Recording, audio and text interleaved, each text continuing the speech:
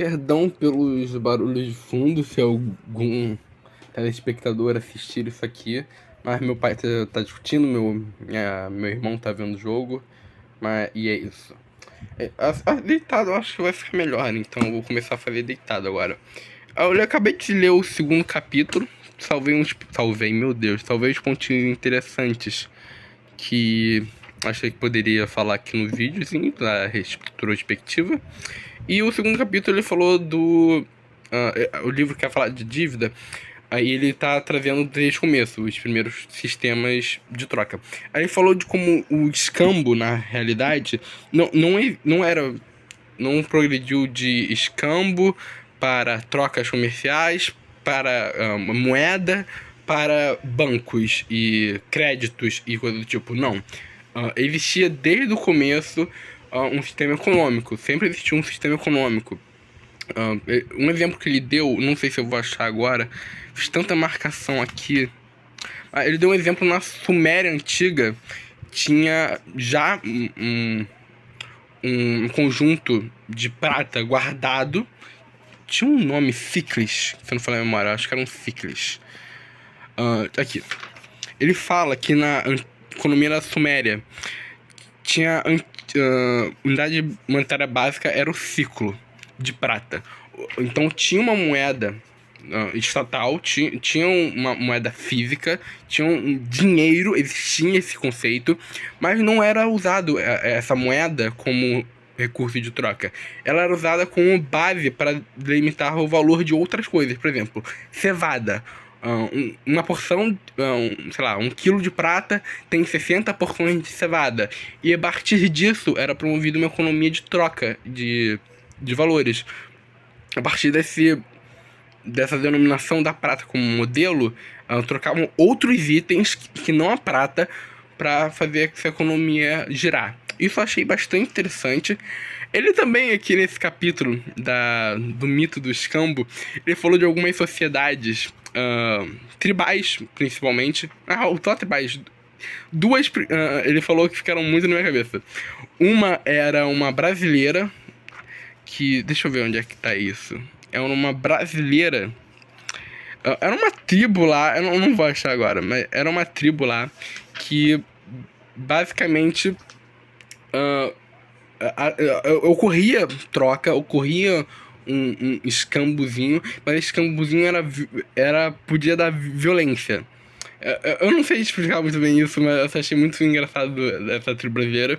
A tribo, também tinha outra tribo que ele falou, da Austrália, da parte do ocidente australiano, que era a tribo, quer dizer, que ocorria o Disnamalag, não sei falar isso, perdão, mas que era basicamente uma tribo tinha um lugar, a outra tribo se aproxima, quer trocar com a tribo que está nesse lugar, ela se aproxima, começa a música, começa as coisas, aí os homens, as mulheres vão pros homens da outra tribo e começam a sensualizar pra cima dos caras, e esses caras aí começam a pegar, apanham delas, eu acho, pelo que eu entendi, batem, eles apanham um pouquinho, e aí depois eles vão pro o povo Guinguigo, o que ocorre é o Dizamalag.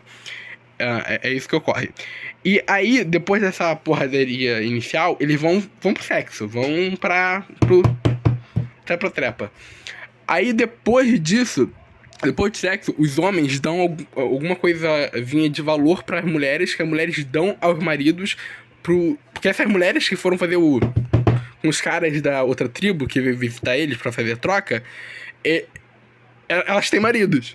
Então elas dão que receberam pros maridos irem nas mulheres da outra tribo pra fazer também. Aí eu achei isso muito, tipo, bizarro. Eu até anotei aqui que eu achei isso bem diferente, mas pelo jeito era tudo bem.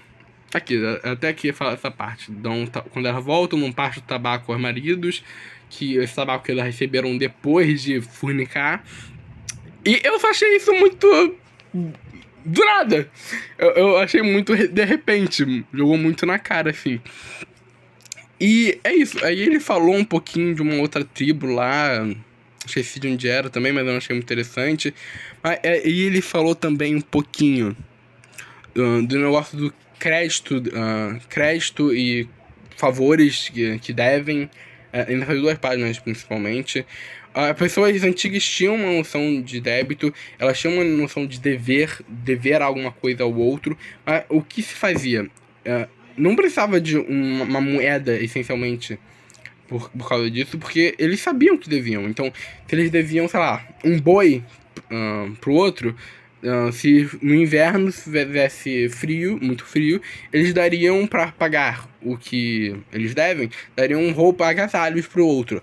Então, o sistema do escambo, eu não estou explicando muito bem, mas basicamente o escambo existia como forma de pagar de quem não tinha moedas.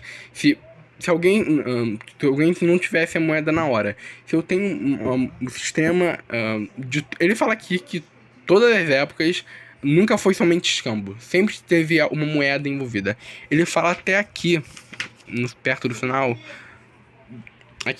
Aqui ele é uma citação da obra do Michel Innes, que ele fala numa das publicações dele que uma das falácias populares em relação ao comércio é que nos tempos modernos foi introduzido um recurso econômico chamado crédito, e que antes desse recurso ser reconhecido, todas as compras eram pagas em dinheiro vivo, ou, em outras palavras, moedas. No que é mentira. Já existia um conceito de débito, de dívida na sociedade. Então, essas trocas eram feitas a partir de outras coisas que não uma moeda própria. Mas eles já tinham um conceito de moeda, já tinha isso. Ou seja, não era o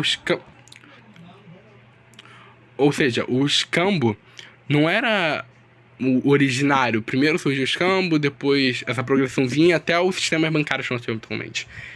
O escambo era parte do processo de uma sociedade já construída, de uma economia já construída, que utilizava-se para aqueles que não tinham meios de pagar. Quem não tinha moeda fazia trocas de produtos. Mas não é porque não existia moeda, era porque esse era o modo que eles tinham de pagar certa coisa. Certo produto, certo item, certo trabalho. E foi isso que eu entendi dessa parte do segundo capítulo. Agora eu vou pro terceiro capítulo, que amanhã eu devo... Tô tentando fazer um capítulo por dia, vou ver se dá pra fazer isso. Eu tô lendo outro livrinho aqui, cadê? Esse aqui? Tô lendo esse aqui também. Mas esse aqui a página é toda branca, dói pra ler, cansa. Mas aí eu devo fazer um videozinho também nele depois. É isso que eu absorvi até agora desse livro. Vou pro terceiro capítulo. E no final eu devo fazer uma retrospectiva da leitura inteira pra falar se minha opinião em alguma coisa mudou. Mas é isso.